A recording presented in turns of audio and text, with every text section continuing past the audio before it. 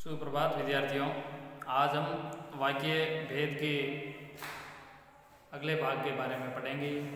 पिछले वीडियो में हमने वाक्य के दो अंग उद्देश्य और विधेय और वाक्य के भेदों में कर्म के आधार पर और अर्थ के आधार पर वाक्य के भेदों के बारे में पढ़ा था। आज हम वाक्य विचार के अगले हिस्से में रचना के आधार पर वाक्य के भेदों का अध्ययन करेंगे। बहुत ही सरलतापूर्वक रचना के आधार पर वाक्य के भेद। रचना के आधार पर वाक्य के तीन भेद होते हैं। रचना के आधार पर वाक्य के तीन भेद होते हैं, जिसे आप वाक्य के अंगों के बारे में तो हमने पढ़ा था कि किसी भी वाक्य के दो अंग होते हैं, एक उद्देश्य और दूसरा विधेय। उद्देश्य और विधेय। यहाँ हमने पढ़ा था कर्ता और कर्ता का विस्तार वाक्य का उद्देश्य माना जाता है और क्रिया और क्रिया का विस्तार वाक्य का विधेय माना जाता है। यहाँ वो चीज़ यहाँ काम आएगी, जैसे रचना के आधार पर पहला भेद है सरल वाक्य। सरल वाक्य से तात्पर्य ऐसा वाक्य जिसमें एक ही उद्देश्य हो और एक ही विधेय हो, यानी जिसका एक ही कर्ता हो और एक ही क्रिया हो। बहुत ही सावधानी पूर्वक देखना है।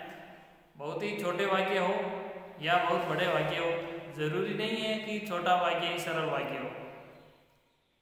बड़ा वाक्य भी सरल वाक्य हो सकता है और छोटा वाक्य भी सरल वाक्य नहीं भी हो।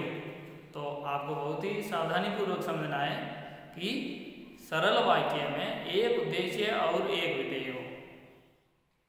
जैसे वह घर जा रहा है, या इस प्रकार से बहुत सारे शब्द हैं जिसमें एक ही कर्ता हो और एक ही क्रिया हो।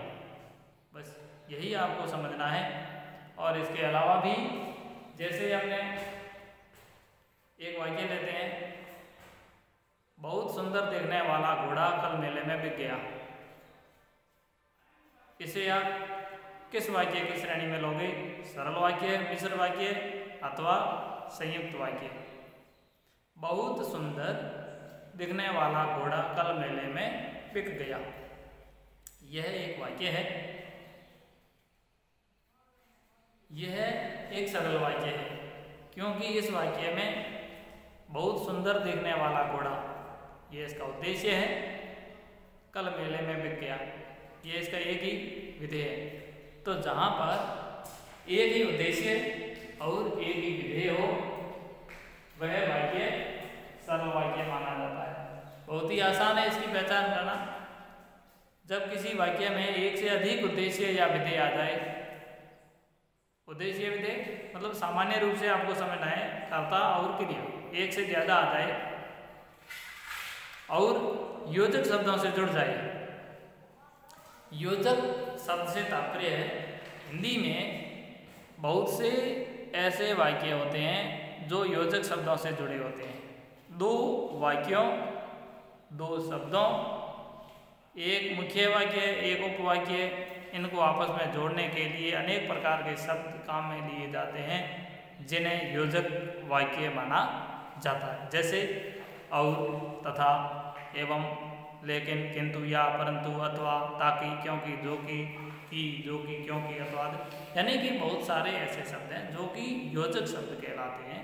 योजक से तात्पर्य होता है जुड़ना। जहाँ पर कोई वाक्य एक वाक्य उपवाक्य को जोड़े या एक उपवाक्य दूसरे उपवाक्य को जोड़ने का काम करते हैं, वे उपवाक्य या योजक शब्द कहलाते हैं। अब बात आई मिश्र वाक्य की, क्योंकि सही सरल वाक्य में तो एक ही बात है, एक कर्ता और एक ही क्रिया। यहाँ मिश्र वाक्य से तात्पर्य है जिसमें एक प्रधान वाक्य हो और एक आश्रित वाक्य हो।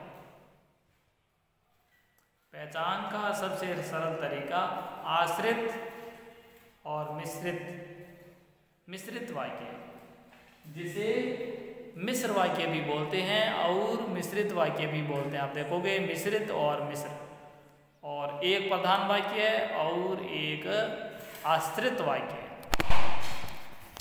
आश्रित वाक्य जो कि प्रधान वाक्य के साथ जुड़ा हुआ रहता है। अब यहाँ आप देखोगे इसकी पहचान होती है समुच्चय बोधक अव्यय, जो कि हमने अभी बात की थी योजक शब्दों के बारे में। वही समुच्चय बोधक अव्यय कहलाते हैं। समुच्चय बोधक ही योजक शब्द होते हैं और योजक शब्द ही समुच्चय बोधक अव्यय होते हैं, जैसे जो कि और क्योंकि, चूंकि। मिश्र वाक्य की पहचान जो कि, क्योंकि, चूंकि और इसके अलावा भी यदि, तो, ताकि और कदापि। पर अधिकांश वाक्य जो कि, क्योंकि से जुड़ते हैं। ये चीज़ आपको ध्यान रखनी है। इसका एक उदाहरण देखोगे, वे मेरे घर आएंगे क्योंकि उन्हें अजमेर घूमना है। तो यहाँ क्योंकि एक योजक शब्द है, एक प्रधान वाक्य है, वे मेरे घर आएंगे क्योंकि उन्हें अजमेर घूमना है। यह एक उपवाक्य या आश्रित वाक्य है। अब आप समझोगे आश्रित वाक्य क्या होता है। आश्रित वाक्य में एक वाक्य से रिलेटेड या संबंधित ही दूसरा वाक्य होता है। जैसे इसमें दूसरा वाक्य है कि उन्हें अजमेर घूमना है, तो मेरे घर आएंगे और अजमेर घूमना है, दोनों ही बात एक दूसरे से संबंधित हैं। जब बात संबंधित होती है तो ही वो आश्रित वाक्य होता है। महात्मा गांधी ने कहा कि, करो या मरो, सुभाष चंद्र बोस ने कहा था कि तुम मुझे खून दो, मैं तुम्हें आज़ादी दूंगा। इस प्रकार के वाक्य है जिसमें किसी का उदाहरण दिया हो या जो कि, क्योंकि से आपस में जुड़े हुए हैं, तो वे वाक्य मिश्र या मिश्रित वाक्य कहलाते हैं। अब आश्रित वाक्य की बात करें तो आश्रित वाक्य भी 3 प्रकार के होते हैं, जो कि कंपटीशन परीक्षा में कभी कभार संख्या पूछ लेते हैं। हमें बहुत कठिन सवाल हम हल कर लेते हैं, लेकिन सरल प्रश्न है वो गलत कर देते हैं। इसका एक ही कारण है कि हम उसे गंभीरता से न लेकर के बहुत ही हल्के में ले लेते हैं। तो आपको ध्यान रखना है, आश्रित जो उपवाक्य है वो 3 प्रकार के होते हैं। जैसे एक है वो संज्ञा उपवाक्य है, दूसरा विशेषण उपवाक्य और तीसरा है क्रिया विशेषण उपवाक्य। यानी कि जो एक प्रधान वाक्य है, इसके बाद जो आश्रित वाक्य आते हैं या तो संज्ञा उपवाक्य, विशेषण या क्रिया विशेषण उपवाक्य माने जाते हैं। अब सामान्य रूप से समझना है, संज्ञा उपवाक्य जिसमें की का प्रयोग होता है। उसने कहा कि, जैसे मैंने देखा कि शगुन गा रही है, मैंने देखा कि शगुन गा रही है। तो यहाँ पर जो की है, ये की है वो एक संज्ञा उपवाक्य के रूप में प्रयुक्त होगा। तो सामान्य रूप से जिस वाक्य में की योजक शब्द के रूप में प्रयुक्त होता है वह संज्ञा उपवाक्य कहलाता है। इसमें सगुन संज्ञा आई है, उपवाक्य में संज्ञा का प्रयोग हुआ है। और जो विशेषण उपवाक्य है जिसमें प्राय जो, जिसका, जिसकी, जिससे, जिसके आदि शब्दों का प्रयोग होता है। जो, जिसका, जिसकी, जिसके, जिससे। जैसे एक वाक्य है कि जिससे काम था वह व्यक्ति चला गया, जिससे काम था वह व्यक्ति चला गया। यहाँ पर जिससे यह एक योजक शब्द है जो कि वाक्य से पहले प्रयुक्त हुआ है, फिर भी यह 2 वाक्यों का योजक शब्द है। जैसे जिससे काम था वह व्यक्ति चला गया, तो यहाँ जिससे भी योजक शब्द है जो वाक्य से पहले भला ही आया है, लेकिन इस प्रकार के वाक्य है वो विशेषण उपवाक्य कहलाते हैं। क्रिया विशेषण उपवाक्य, क्रिया विशेषण से तात्पर्य आप समझते होंगे, पिछला वीडियो आपने देखा होगा। क्रिया विशेषण से तात्पर्य होता है जो पद क्रियाओं की विशेषता बताते हैं। जैसे चलना की विशेषता धीरे धीरे। लेकिन यहाँ पर क्रिया विशेषण उपवाक्य इसके क्रिया के घटित होने का स्थान, दिशा, दशा आदि का बोध कराते हैं। क्रिया के घटित होने का स्थान, दशा, दिशा, कारण, परिणाम आदि को बतलाता है।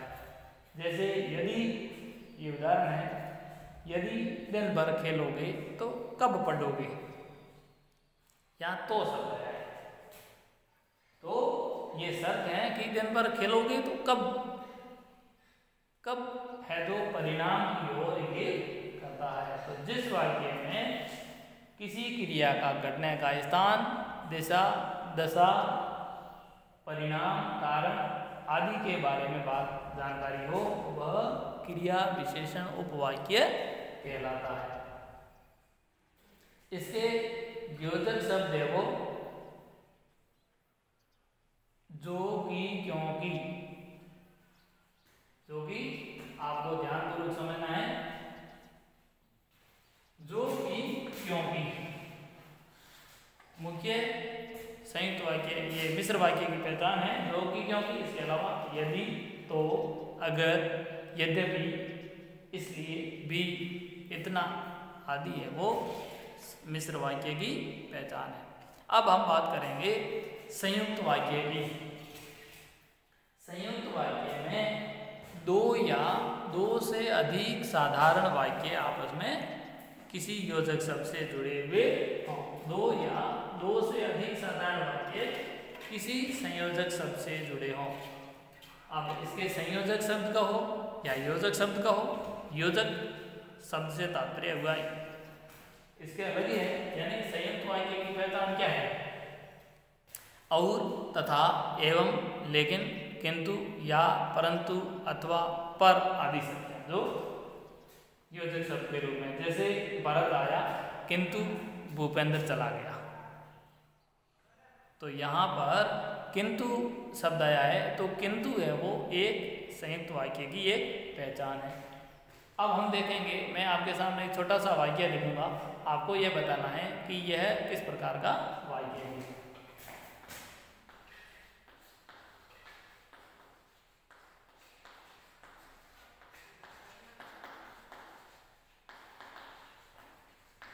वह आया पर बैठा नहीं, किस प्रकार का वाक्य है? अनुमान लगाओ, तब तक एक वाक्य और लिखता हूं।